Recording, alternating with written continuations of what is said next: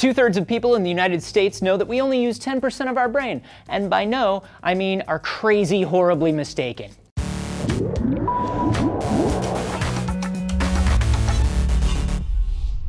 Anthony here for D-News, and according to a brain health survey from the Michael J. Fox Foundation, 65% of Americans think that we only use 10% of our brains on a daily basis. It's definitely something I've heard in my life over and over again. Wait a minute, were those people insulting me?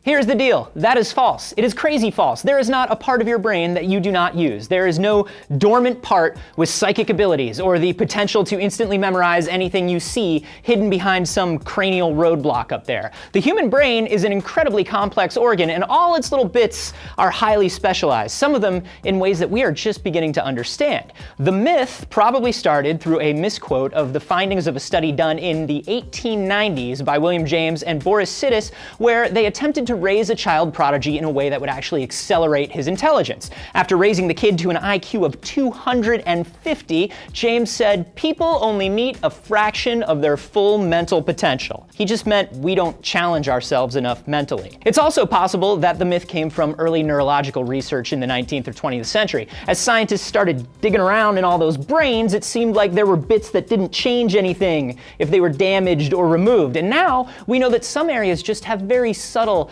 and specialized functions. Stuff you might not be able to tell is missing right away. I mean, there's a part of our brain that is just dedicated to making electrical sockets look like faces. We also know that the brain can rearrange and reassign functions to a new part of itself if an old one is damaged, but it's easy to see how early data could have made it seem otherwise. We've got way better brain data now, thanks to stuff like fMRIs and PET scans that can show what the whole brain is up to at any time, down to these tiny electrodes that can monitor the activity of a single cell, and they all show the same thing. Your whole brain is always whirring and humming with activity. Certain sections work harder than others at certain times, but except for people with actual localized brain damage, nothing is completely dark. There are some other things that point to the myth being wrong too. I mean, our brain uses 20% of our body's total energy. Why would it need so much if it was mostly dormant? Also, unused brain cells actually degenerate, and autopsies of human brains don't ever show large-scale degeneration that wasn't caused by an actual disease. So no, you are not a pill or a technique away from being a psychically powered warrior. But you know,